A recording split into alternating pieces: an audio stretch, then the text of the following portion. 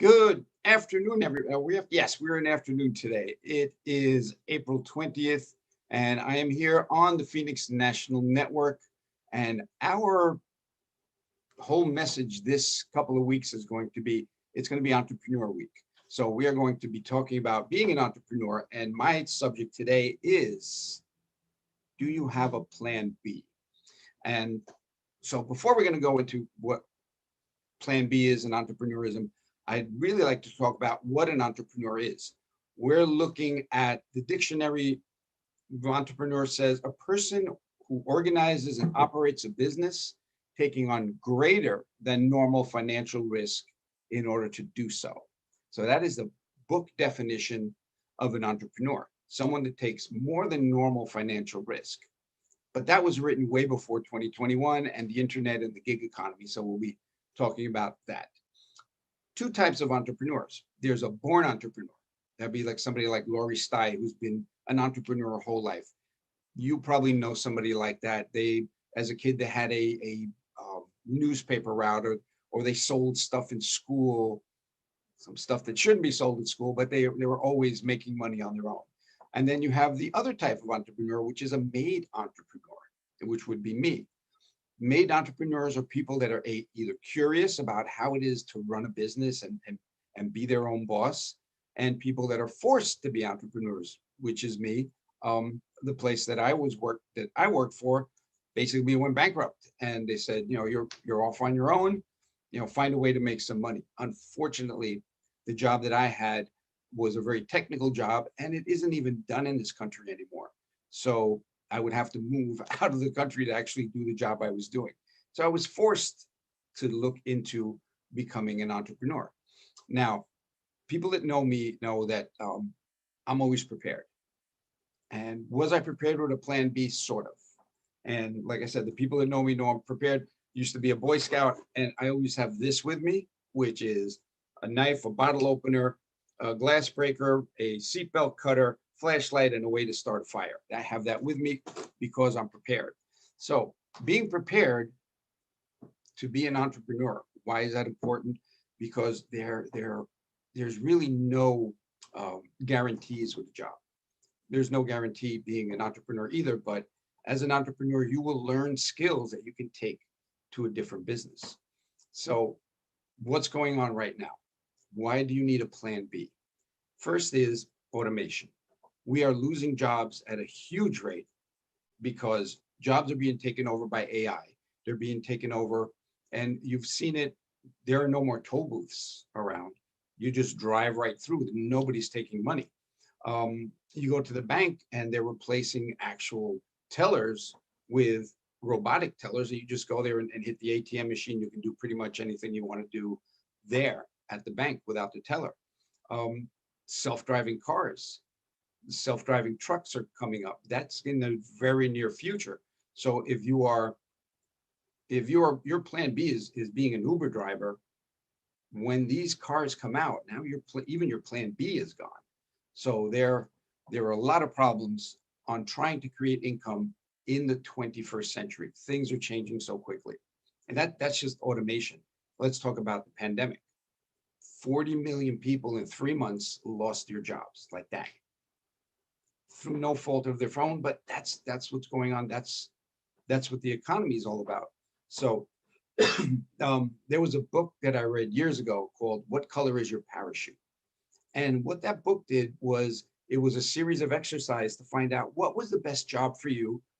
And the reason it's called What Color is Your Parachute is before you jump out of a plane, before you leave one job to go to another job, know what color your parachute is. Know that you have a parachute so you can jump from one job to another. But that's not applying so much now because of the way the economy is. You're not jumping from job to job. You're jumping from job to job until you can find a way to create some income on your own. So one of the ways to do it is to become an entrepreneur. Now, there's a good, the bad, and the ugly about becoming an entrepreneur. Let's go with the good. The good is you can write your own paycheck. You can say, I'm going to give myself a raise tomorrow by selling some more of whatever widget I have to sell tomorrow and raise my income. The other great thing about being an entrepreneur, and even if you're a home-based entrepreneur, is the tax advantages. Courtney Epps wrote a book called More Relaxing, Less Taxing about being an entrepreneur and using the tax system to save yourself a lot of money. And then she wrote a follow-up book to that, which is What's Your Plan B? How, and the subtitle is Why You Would Be Brain Dead Not to Own a Home-Based Business. And in the gig economy, home-based businesses are the lifesaver for a lot of people. The reason she wrote that book is she was a tax planner, and one of her longtime clients suddenly became a 1099 business owner. He started a business out of his house. She found out she was able to save him $4,000 in taxes. He wasn't even profitable that first year, but he had the tax deduction of automobile expense, home office use expense, phone, meals, everything that an entrepreneur could write off.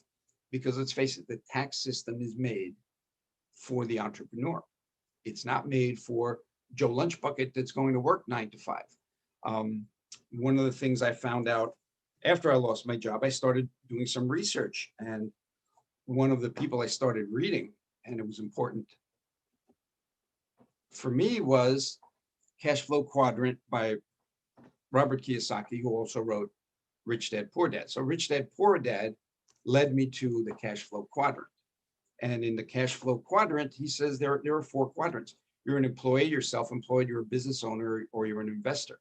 So those are the only 4 ways there are to create income. And that started me on the journey of what can I do? How can I be an entrepreneur? How do I start using the system for myself? So the bad part about being an entrepreneur is what they said was financial risk. But that was before the gig economy. Financial risk, mostly what they talked about was a brick and mortar business. You have an idea, it's a great idea. So you manufacture this, you put a storefront together and you try to sell your product there.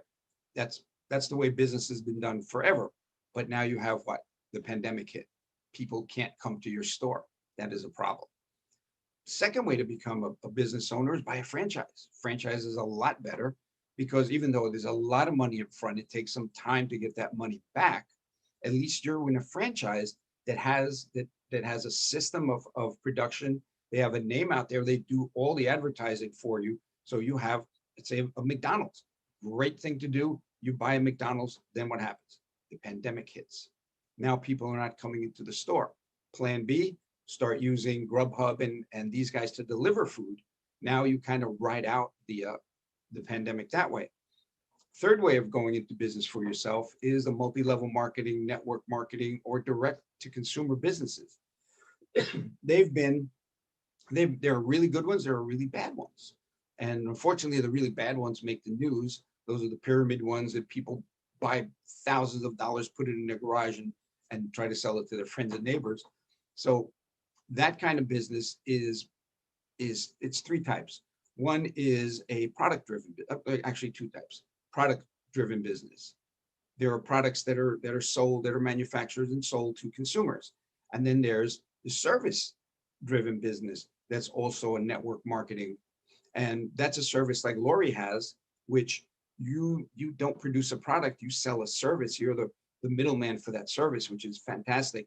And producing that requires no inventory and pretty much very little risk. So you're lowering that risk, the financial risk. In my business, you can get started for $99, and the whole system is already set up for success. Just people have to follow it. The biggest problem with a multi-level marketing business is 90% of people that start it don't make any money, because for the same reason that if they had a job and did the amount of work in their job that they did in their business, they would get fired. Since you don't have a boss, you do whatever you want. And if you're not trained to be an entrepreneur, you don't know what you have to put up front. Everybody thinks, oh yeah, I'm going to get in, I'm going to make $1 million. I'm going to tell my boss to go take a hike.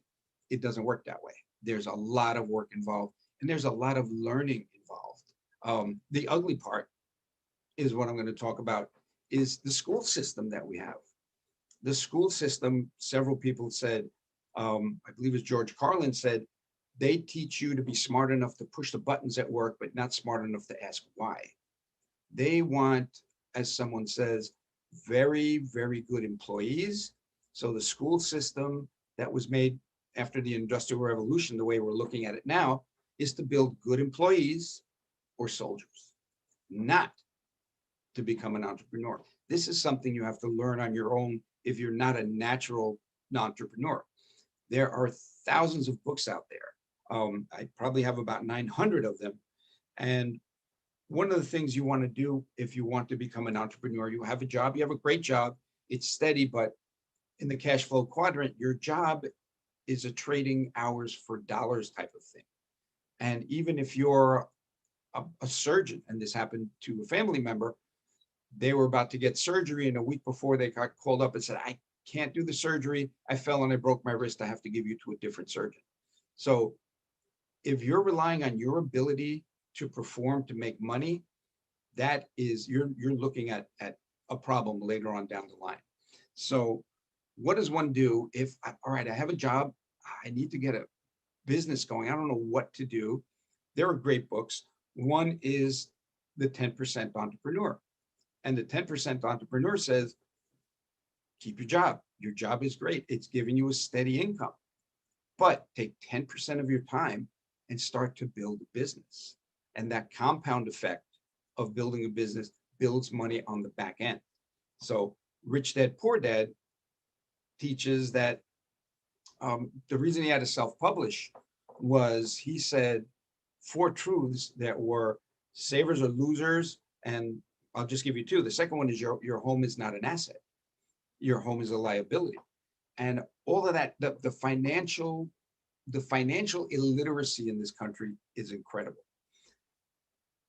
I'm an immigrant. We came from Argentina, and we see people coming to this country and starting businesses where people that are born here don't realize the opportunity this country has. So they take it for granted, and they'll scream, oh, I'm not being treated fairly because some guy came over and started a business and is taking business away from other people. But this is the land of opportunity. Let's use it for what it is. So as I was talking about, the educational system is not set up for us to learn how to be an entrepreneur. If you went to school, the last thing you wanted to do was fail. You imagine you got a D or an F, you're the laughing stock of the class, where the A students get all the recognition. It's completely opposite as an entrepreneur. As I found out, you need to fail a lot. You need to fail forward. You have to be Edison to find out how many times you can't build a light bulb until you find the right way. So that whole mindset of becoming an entrepreneur is a slow process. The longer you've been an employee and been through the school system, the longer it takes to undo that damage. One book I recommend for that, Steve Siebold wrote a book, How Rich People Think. Rich people don't think like poor people. rich people think money is out there and it's available for me to have. And once I have it, what I need to do with that money is invest it and put it to work. When people say, yeah, make your money and save it, that money is not working. That's the way people stay poor. Their money is not invested. Their money is not working for them. It's sitting in a bank that's loaning it out and getting great interest, and you get nothing for it. So one of the things you learn as an entrepreneur, great book by Brian Carruthers, Money Mindset, which is what to do once you start getting extra money. So a little extra money is good. A lot of extra money is great, but start with a little bit of extra money. What you're learning as an entrepreneur, and let's say in a network marketing business, is how to run a business. Let's say you actually want to build, you want a franchise, you want a brick and mortar building, and you're starting from scratch. Start with a multi-level marketing company, with a network marketing company. Learn what finances are, learn how to keep books, learn how to talk to people, learn how to manage a group of people. Take that you've learned and bring it to the business you want to do. These businesses are not made, they could be, but they're not made to be the end all. Like, I'm going to do this the rest of my life. You're going to use this to learn and then work on what you want to work on. The last book I will talk about is, again, keep going back to Robert Kiyosaki, writes great books, The Business of the 21st Century. We are now in the gig economy. You can start your own business in an hour. There are businesses out there that are already, everything is all set up. What you need to do is find a business that provides something that people need. Right now, what I'm doing is providing people with the identity theft and legal services that people have been priced out of. And now we have a whole new identity theft for businesses that launched yesterday. So everything is going really, really well. The second thing you're looking for when you want to start a business is their track record for education. What is their educational system? What do you have to do to learn to get from where you are to the next step? How many people are involved in helping you get to that next step? The great thing about a network marketing business is it's people helping people. We are not competing with each other. I'm in a marketing group, Master Networks, and it's business owners all around the country. And I found 4 other people that do what I do in Master Networks. And we don't compete with each other. We are forming a mastermind group to help each other grow as a group. We at Legal Shield right now, I believe, has about 4 million people that they're protecting, and there's 325 million people in the country. So it's not like we're running out of people to help. So that mastermind group that you get in a network marketing business is huge, because we're all doing the same thing, but we all live in different states and different boroughs, but we're learning from each other. So that mastermind group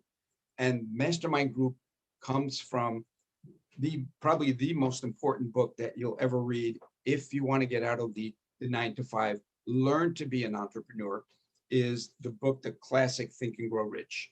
And this is the Think and Grow Rich workbook, which actually takes what you learn in Think and Grow Rich and puts it down on paper and exercises that you can do to build on that.